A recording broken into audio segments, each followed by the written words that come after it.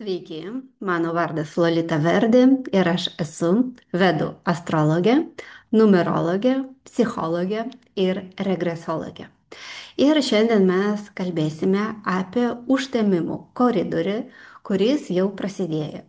Šiais metais, 2025 metais, rudenį mes turėsime du užtemimus. Pirmas bus rugsėjo 7, tai yra Mėnulio užtemimas. Ir sekantis bus Saulės užtemimas rugsėjo 21 ir 22 dieną priklausomai nuo laiko juostos. Tačiau Saulės užtemimas Lietuvoje nebus matomas, jis bus matomas daugiau Antarktidoje, pietinėje Pietų Amerikos pusėje, Afrikos dalyje, Okeanijoje, tačiau Lietuvoje ir Europoje nebus matomas. Užtemimai turi didžiausią poveikį ten, kur jie yra matomi. O mėnulio užtemimas šiais metais, tai yra pilnas mėnulio užtemimas, Lietuvoje bus matomas ir jis vyks vakare, iškart po Saulėlydžio. Pilnos fazės pradžia 20 val. 30 minučių, čia Lietuvos laiku. Maksimali fazė 21 val. 11 minučių ir pabaiga 21 val. 53 minutės. Taigi šitas užtemimas turės didesnį poveikį mums, tiems, kas gyvena Europoje ir Lietuvoje, negu Saulės užtemimas. Ir tai darys poveikį mūsų emocijoms, mūsų psichikai, mūsų pasąmoniai. Ir apskritai mes pakalbėsime apie šiuos užtemimus iš astrologinės pusės. Praeitą kartą toks užtemimas buvo prieš 18 metų. Taigi 2007 metais. Prisiminkite, kas vyko jūsų gyvenime tada. Kokios situacijos.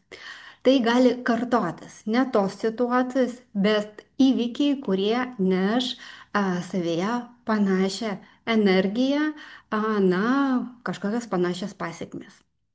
Dažniausiai užtemimai tam tikrose gyvenimo sferose, priklausomai nuo to, kur horoskope užtemimas matomas, kokius namus jis paliečia, tose sferose jis dalina gyvenimą į iki ir po. Ir mes dabar, aišku, negalim nagrinėti kiekvieno horoskopo asmeniškai, bet mes galim pakalbėti bendrai. Taigi šios ašies ypatybė, šio užtemimo ypatybė, kad jis liktai atidaro portalo vartus, kai karma pasako stop.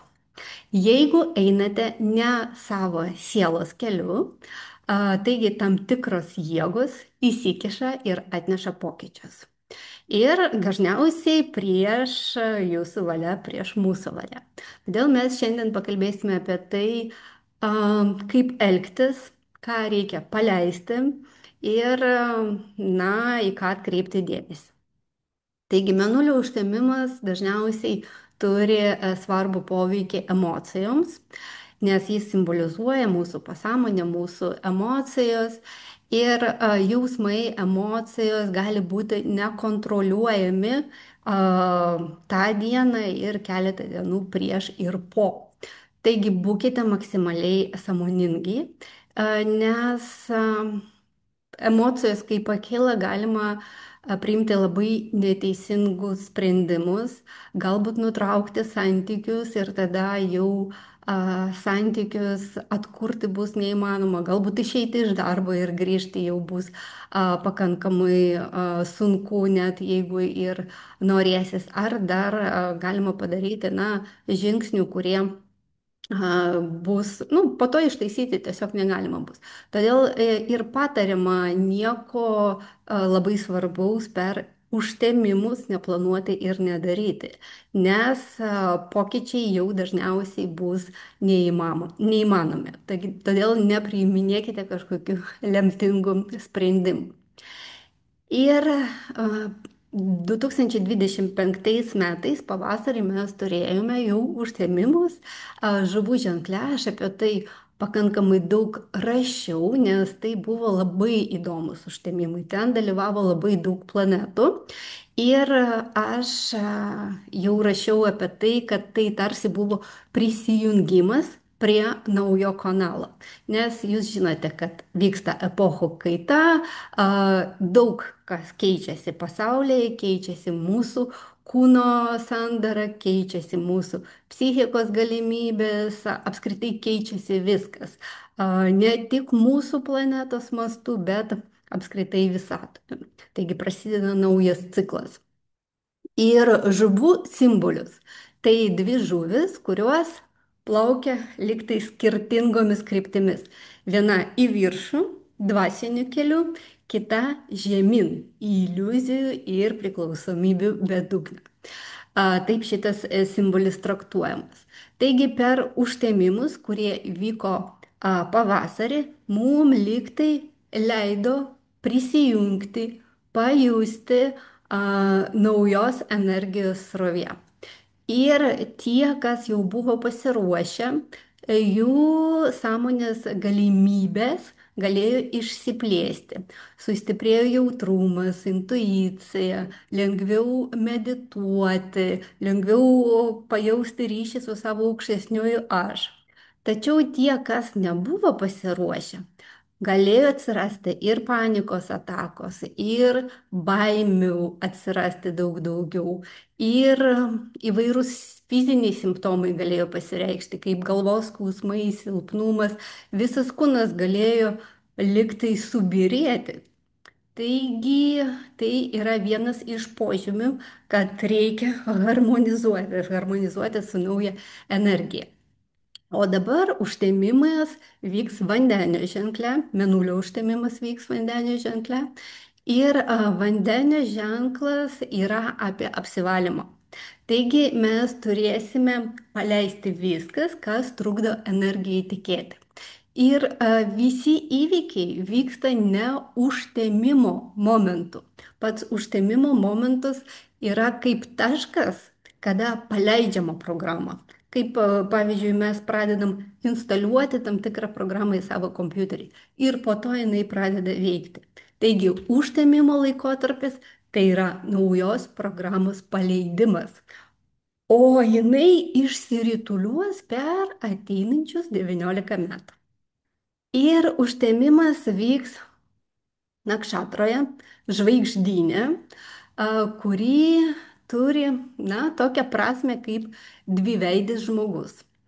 Ir šita nakšatra, šita žvaigždynas, jis globoja gilę transformaciją, perėjimą tarp pasaulių, sąmonės sluoksnių ir būties formų pokytį. Ir tai yra tokia nakšatra pakankamai ritualinė, mistinė, ir jinai turi ugningą energiją. Ir dievybė yra vienokojis Šivos aspektas ir jis liktai saugoja tokius rybinius perėjimus nuo gyvenimo prie mirties, nuo seno aš prie atgimusio. Todėl šiaip tai Rahu jau šitoje nakšatroje yra jau tam tikrą laiką. Ir prieš tai ir Saturnas buvo šitoje nakšatroje ir mes galim stebėti, kad labai daug žmonių pereina į kitą pasaulį. Taigi pakankamai daug mirčių. Ir tai yra natūralu, aš apie tai kalbėsiu vėliau, nes kažkas užbaigė savo ciklą, o kažkas nesusiderina su šią energiją ir jis jau ateis kitokiu pavydalu, jau, na, trupačiuką pasiruošęs. Ir šitas simbolis, nes šita nakšatra jinai susijusi su simboliu, kuris rodo vieną sielą, patiriančią save per skirtingus kūnus ir vaidmenis.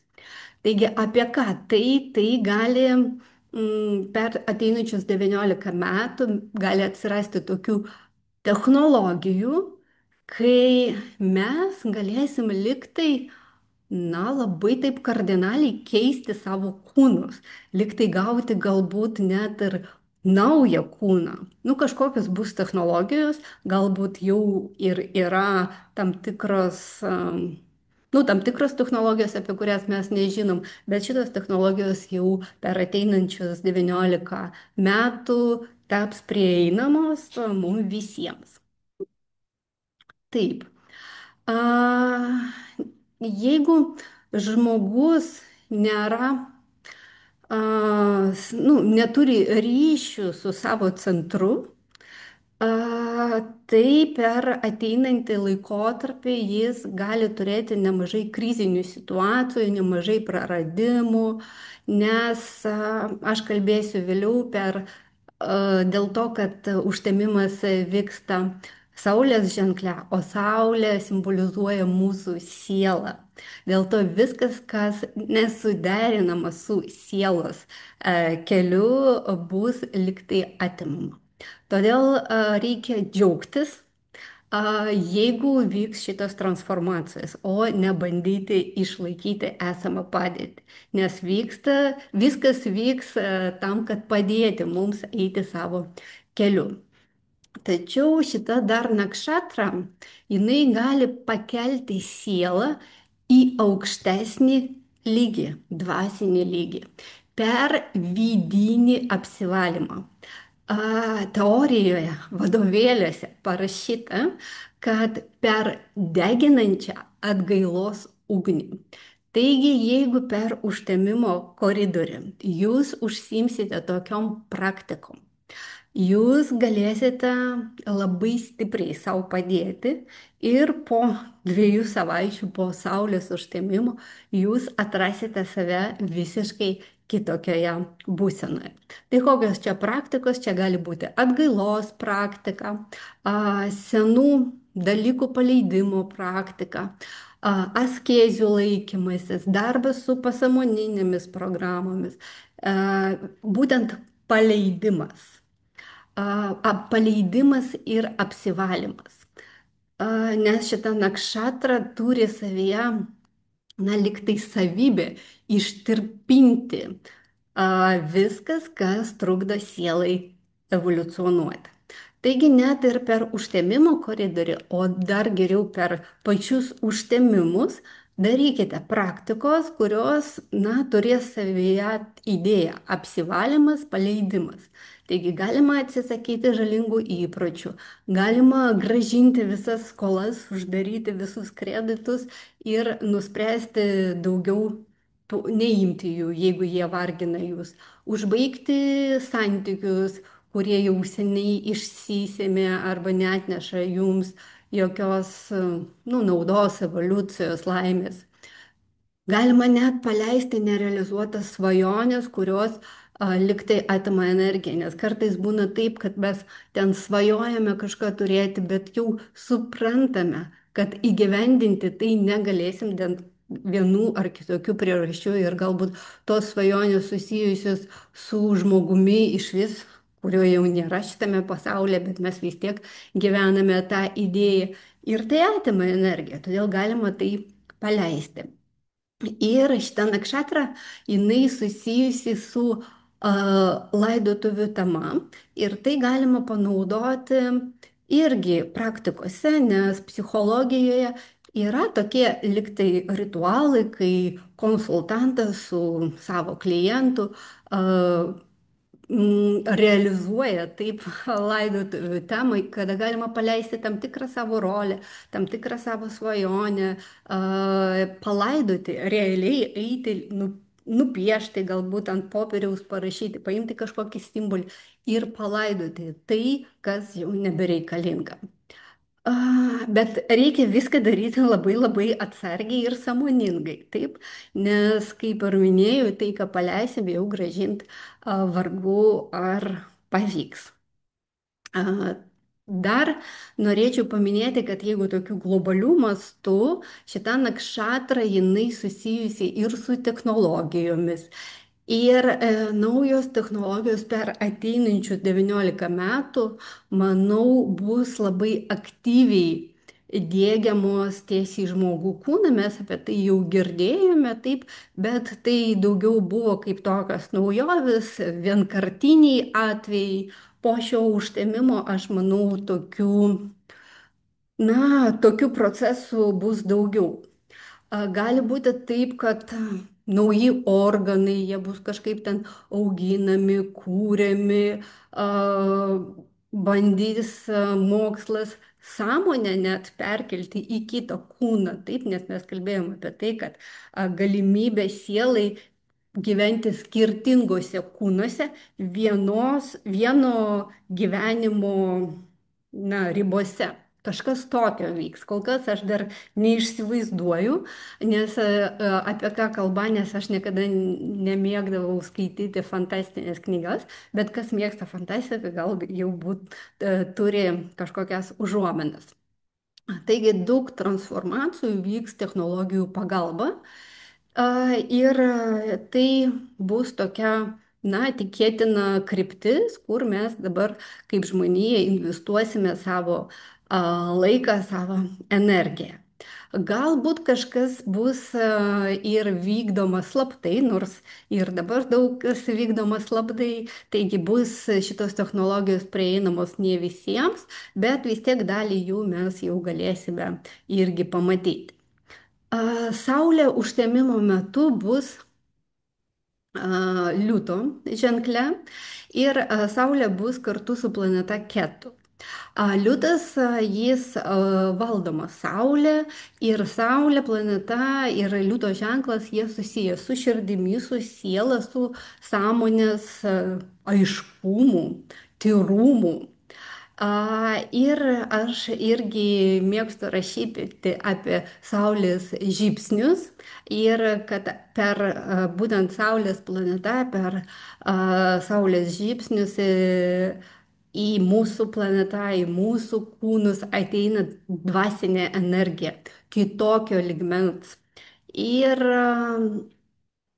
tai nurodo, kad šitie procesai vyks dar ryškiau. Nors iš tikrųjų tie, kas yra jautrus, jie jau patyrė saulės žybsnius ir tai tikrai kartais vargina taip, bet šitos tendencijos tęsis toliau.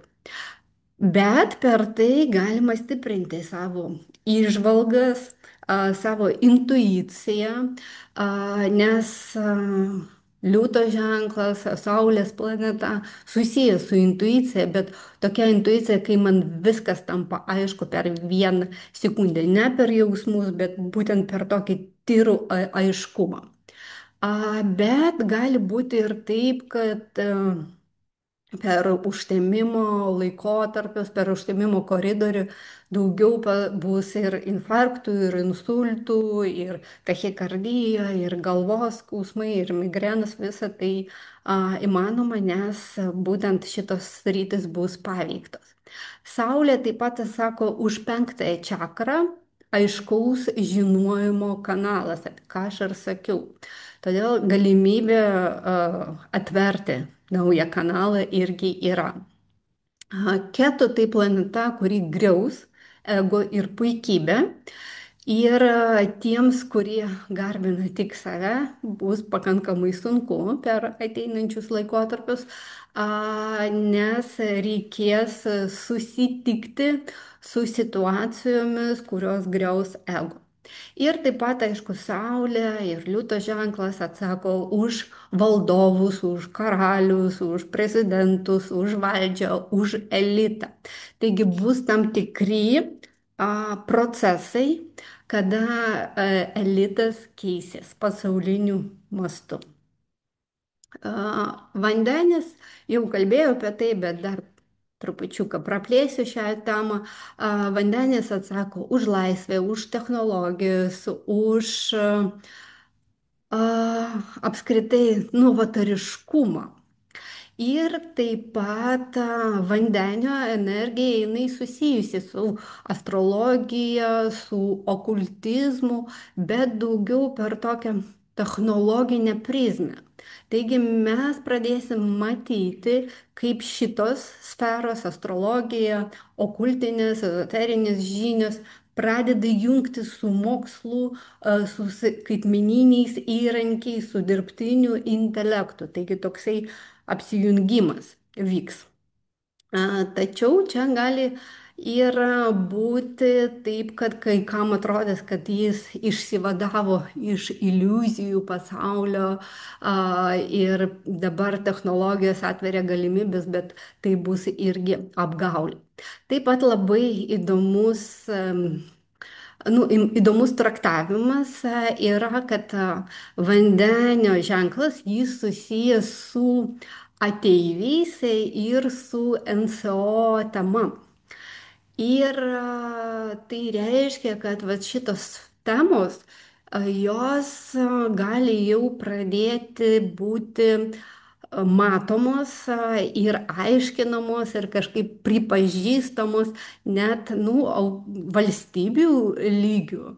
Ne tik, kad ezoterinėse moksluose apie tai kalbame, bet kad apie tai gali pradėti kalbėti per žinias labai atvirai ir kuo toliau, tuo tas kontaktas su NSO ir su kitom civilizacijom taps jau norma. Taigi per ateinančius 19 metų mes tai matysime, nes mes jau pasiruošę, kažkiek jau esame pasiruošę tokiems kontaktams.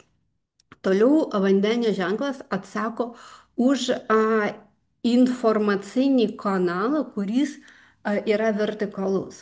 Jeigu dvinių ženklas atsako už horizontalų kontaktą, kada žinios perdodamas nuo vieno žmogaus prie kito, tai jau vandenio ženklas atsako už tai, kad informacija ateina tiesiai iš aukštesnių sluoksnių. Taigi dabar ateina era žmonių, kurie mokys kitus, kaip iššifruoti jau gautus savo asmeninius simbolius. Jeigu anksčiau mes, arba žmonės eidavo ten pas tarologus, taip pat astrologus, pas tuos, kurie galėjo nuskaityti tą informaciją iš viršaus apie kitą ir jie perdodavo žmogui. Tai dabar mes visi turėsim šitą kanalą ir tik tai mums reikės išmokti iššifruoti tai, ką mes gaunam. Ir iš pradžių, aišku, bus sunku, bus painiava, gal nebus pasitikėjimo, nebus aišku, kaip suprasti, bet dabar vat, tai yra nauja profesija, tie, kas jau tą kanalą turi iš seniau ir moka iššifruoti, jie tiesiog pradės mokyti kitus. Toliau vandeniui labai svarbus bendraminčiai, tie, kurie turi vieningą požiūrį į pasaulį, jie kažkaip turi kažkokią vieningą idėją ir būtent tai įkvepia vandenius. Apie ką tai? Per artimiausius 19 metų mes matysime, kad žmonės ir šalis apsijungia jau daugiau ne ekonominiais tikslais, o į tokius egregorius, kur jie turi kažkokią idėją, kaip ten organizuoti savo gyvenimą, koks yra gyvenimo tikslas, kur yra vienybės jausmas. Ne ekonominiai tikslai, bet būtent vienybės jausmas. Ir tai vyks tarp šalių, taip, nes dabar persiformuoja ta geopolitika ir bus visiškai kitokios jau sąjungos. Ir būtent tas pagrindas bus idėjos, bet ne ekonomika. Ir valstybių viduje žmonės irgi jungsis pagal tai, kaip jie mato pasaulį, prie ko jie eina. Taigi vandenio užduotis nešti į pasaulį vienybės dvasia. Ir tie, kas turi širdyje dabar daug to pykčio, agresijos, vis dalina į gerus, į blogus, jie irgi turės tai pamatyti savyje, ir keisti savo požiūrį. Taigi, liūtas individualybė, individualumas, arachų vandenyje tai yra kolektyvas. Taigi užduotis sujungti ir atrasti balansą, nors tai nėra lengva. Neištirpti minioje, neištirpti kolektyve, bet ir nebūti egoistu. Taip? Taigi principas yra toks, mes kartu, bet mes visi esame laisvi. Kažtokia sėkmės formulė ateinantiems metams. Na ir praktikos aš jau paminėjau, kad rugsėjo 7 vakare, nes Lietuvoje bus matomas užtemimas, jis turės mums stiprų poveikį, labai gerai daryti praktikos, kurios susijusios su vidiniu apsivalymu, paleidimu, kažkokios meditacijos. Jeigu man pavyks, aš galbūt rugsėjo 7 vakare padarysiu tiesioginę transliaciją su meditacija. Bet ir stebėkite mano Telegram kanalą, tenai aš planuoju pasidalinti dar praktikomis, kuriuos galima padaryti būtent rugsėjo 7 vakare, na ir daryti per visą užtemimo koridorių ir saulės užtemimo metu irgi. Ir lauksiu jūsų komentarų. Ar buvo naudinga, ar buvo įdomu, pasidalinkite, kas vyko jūsų gyvenime 2007 metais ir linkiu visiems praleisti prasmingai šitą laiką.